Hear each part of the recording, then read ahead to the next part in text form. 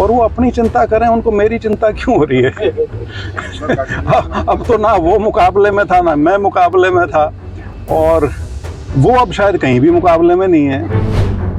Unfortunate या दुर्भाग्यपूर्ण चीज़ है कि कई ऐसी चीज़ें हैं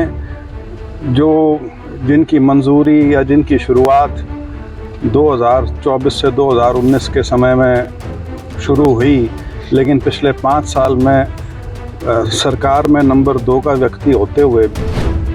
हरियाणा में विधानसभा चुनाव को लेकर सियासी बयानबाजी का दौर तेज हो गया है। प्रदेश के 2 कद्दावर सियासी घराने एक बार फिर आमने सामने हैं। उचाना सीट से चुनाव लड़ने की तैयारी कर रहे चौधरी बीरेंद्र सिंह के बेटे और पूर्व सांसद बृजेंद्र सिंह ने पूर्व डिप्टी सीएम दुष्यंत चौटाला पर जोरदार हमला बोला है। बृजेंद्र ने चौटाला को निशाने पर लेते हुए कहा कि 4.5 साल तक सरकार में नंबर 2 की पोजीशन पर रहने के बावजूद वो उचाना में विकास कार्य नहीं करवा पाए।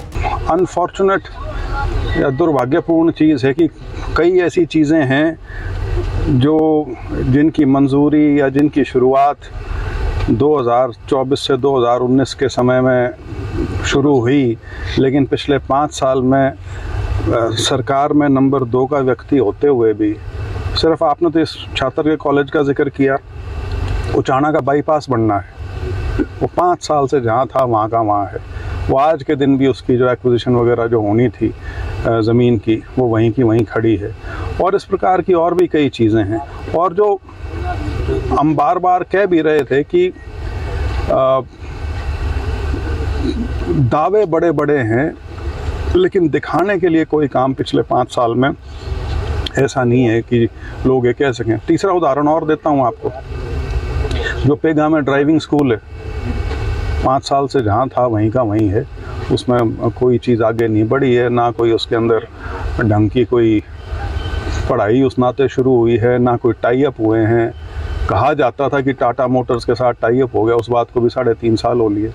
तो वो तो 5 साल तो उचाने के बिल्कुल विकास की दृष्टि से दुर्भाग्यपूर्ण रहे काफी। वहीं दुष्यंत के विधानसभा चुनाव में टिकट नहीं मिलने पर उनके कांग्रेस छोड़ने के बयान पर नसीहत देते हुए बृजेंद्र सिंह ने कहा कि उन्हें मेरी नहीं बल्कि अपनी चिंता करनी चाहिए। इन बयानों के जरिए वो लोगों के जहन में बने रहने की कोशिश कर रहे हैं। बयान दिया है 2-3 दिन पहले कि जैसे जिस तरह लोकसभा में टिकट नहीं मिली वीरेंद्र सिंह परिवार को, तो विधानसभा चुनाव में भी हो सकता है कि उनको टिकट नहीं मिले, फिर कहाँ जाएंगे? कहाँ जाएंगे? यहीं रहेंगे और कहाँ जाएंगे? और वो अपनी चिंता करें, उनको मेरी चिंता क्यों हो रही है?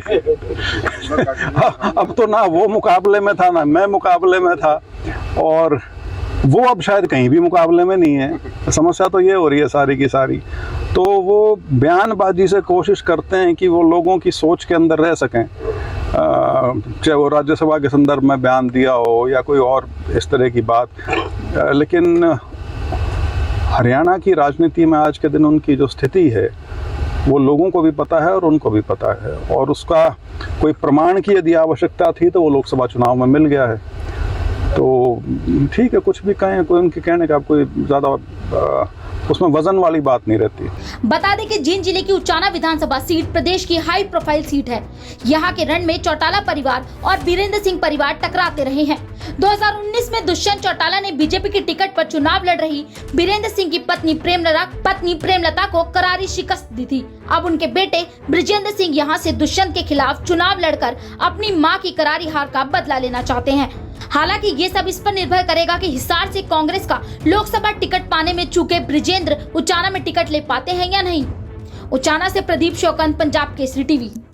हमसे जुड़े रहने के लिए हमारे YouTube चैनल को सब्सक्राइब करें और नई वीडियो की नोटिफिकेशन के लिए बेल आइकॉन को दबाएं। अगर आप ये वीडियो Facebook पर देख रहे हैं तो लाइक जरूर करें और ज्यादा से ज्यादा शेयर करें। धन्यवाद।